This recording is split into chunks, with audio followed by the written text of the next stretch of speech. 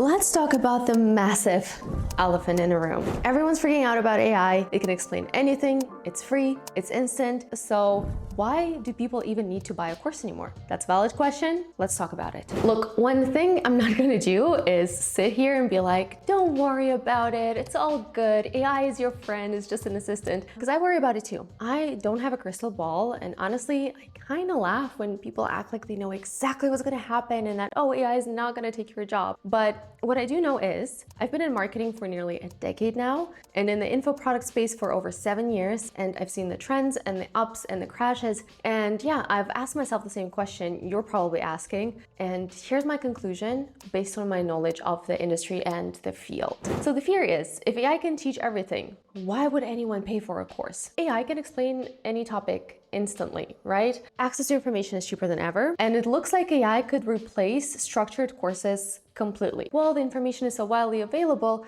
but we've had unlimited access to information for 20 years now or even longer. YouTube has been around forever. Google has been around forever. This didn't stop the info product industry from existing and from actually being very profitable. Actually, at the start of my career, I worked on a course where we posted nearly every single lesson of our course for free on YouTube. People could literally just compare the curriculum and our YouTube videos. There was even a $12 book covering the exact same content, like our course was based on that book, and yet people still bought this $1,500 course. And a lot of people bought it, like literally thousands and thousands and thousands. Not because we scammed them, but because people were never actually buying information. And this is, I feel like, hadn't changed with AI. People were never buying information.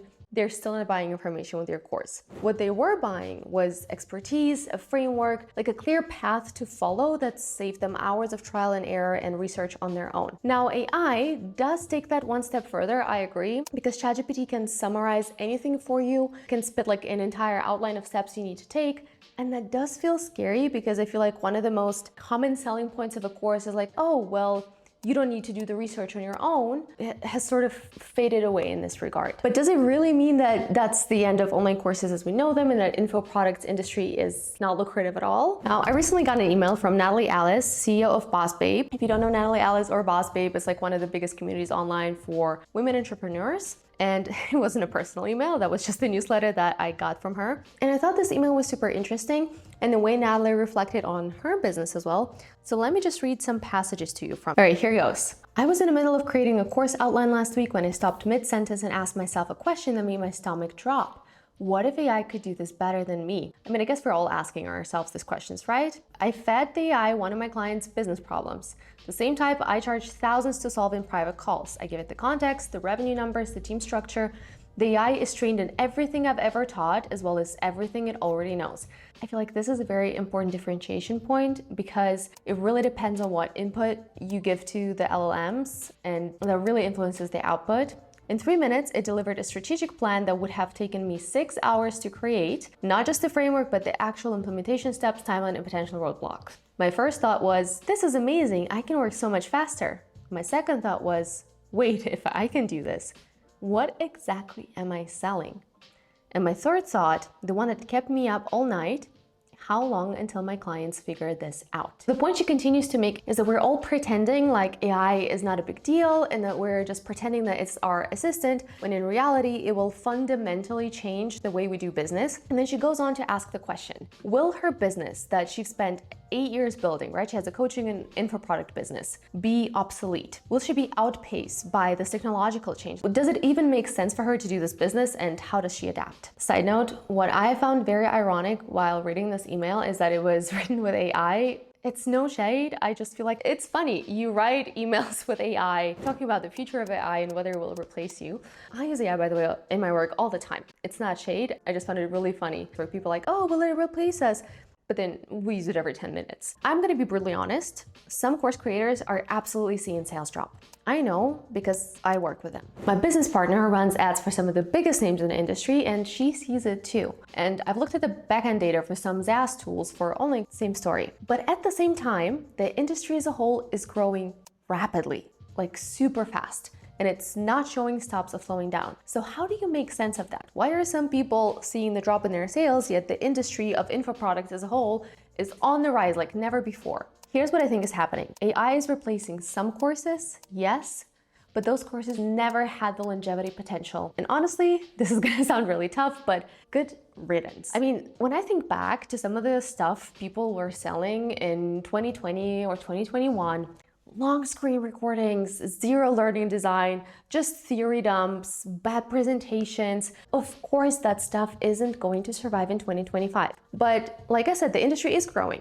and it will keep on growing. All of the projections are through the roof because AI can't replicate everything. And here's exactly what it can't replace. First of all, AI doesn't know what good looks like. I use ChatGPT, Claude, Poppy AI, U.com, you name it, on the daily, like probably every 20 minutes, if not more often. And my outputs are good because I know how to train it. The tools I use know my taste and know exactly what I'm looking for. And even then, half the time it spits out stuff that's just average. I mean, yeah, sure, some stuff is really good, but there's also a lot of standard generic stuff. And you need the experience and the taste to even spot what's average. I look sometimes at a strategy and think, okay, it's fine, but it's missing like a certain point. It might be good, but it's never outstanding or creative. And sometimes I work with people and I see that they will take the ChatGPT output, not change a word, call it done, and they genuinely don't see why it's bad. Like they don't do it because they're lazy to change it. They just honestly think that it's good enough. Developing taste and knowing what good looks like, that comes from lived experience, that comes from doing the work and being in the trenches. And for me, I know what good looks like for a marketing strategy. But if I were to say, pop in a legal contract into ChatGPT and ask it, hey,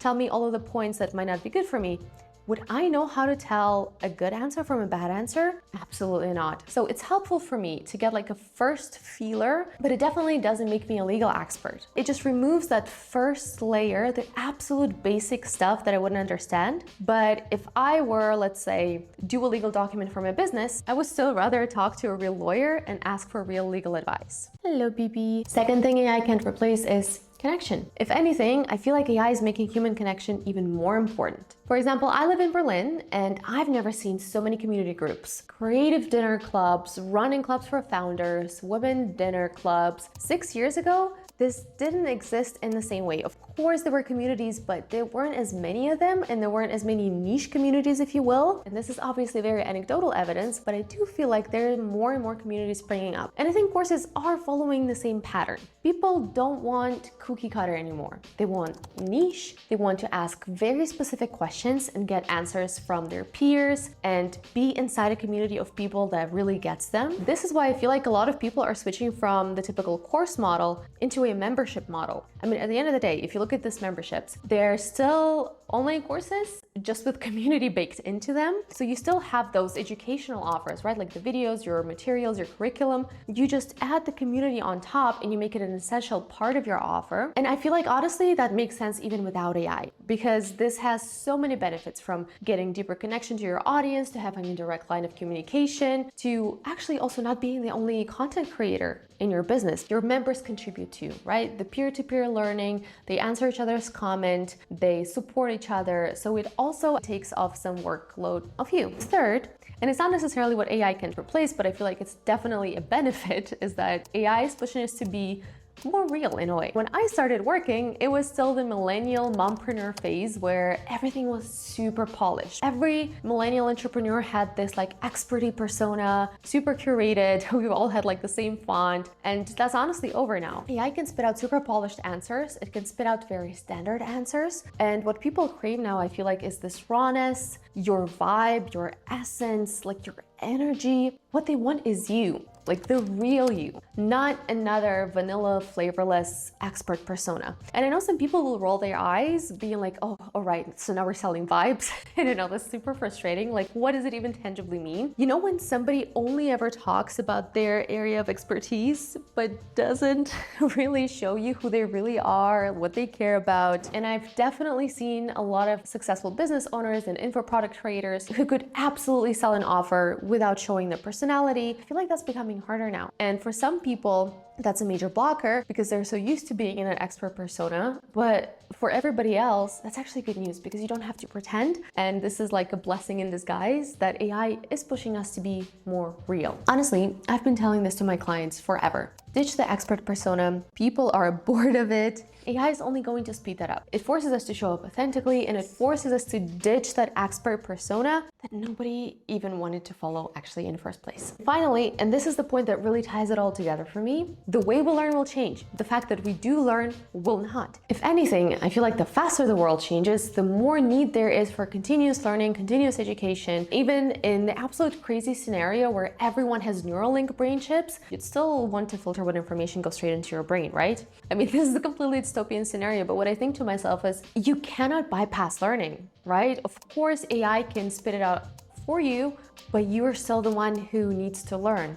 We don't only learn from textbooks. We want to exchange a real experience. We want to ask somebody who has been there, done that. AI doesn't change that fact in the slightest. So to me, this fact alone means that info products and learning are one of the safest industries out there. Of course, the formats might change. Creating a vanilla standard course not going to be effective anymore, but doesn't mean that the industry in itself is dying. Now on to Natalie's points that she came to in conclusion to her email is that AI can create a course outline, but it can't engineer a transformation, right? So there's a difference between just passing down information and actually creating an experience that changes their behavior. And I agree with that.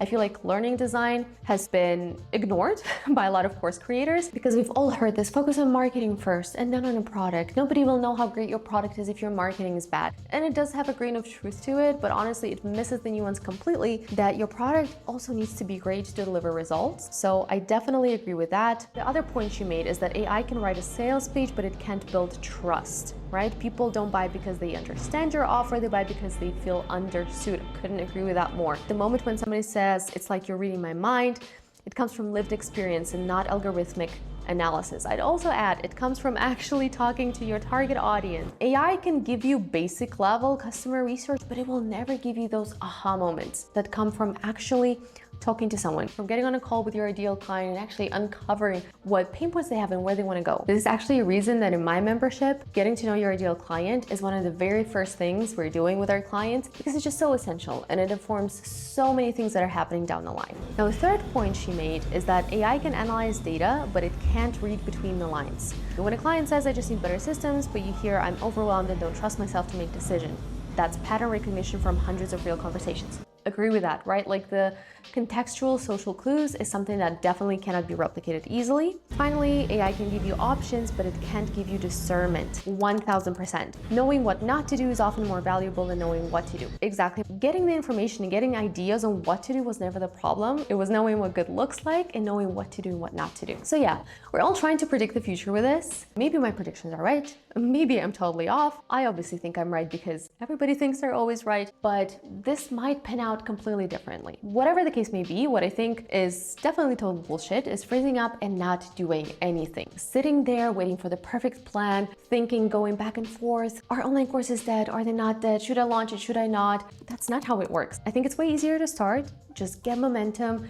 and adapt as you go. Just ask yourself, would you rather have gained experience and momentum or spend the same time sitting in fear and not making any progress? Right? Because you can always adapt in the future, but you need to start somewhere. What AI actually can do for you is help you build your offer way faster. But if you use it like most people do, just dropping lazy prompts and saying, hey, create my offer for me, ChatGPT, you'll end up with one of those courses that aren't getting replaced, right? There's an art to using AI to supercharge you instead of replace you when it comes to offer creation, and that's exactly what I'm showing you in this video.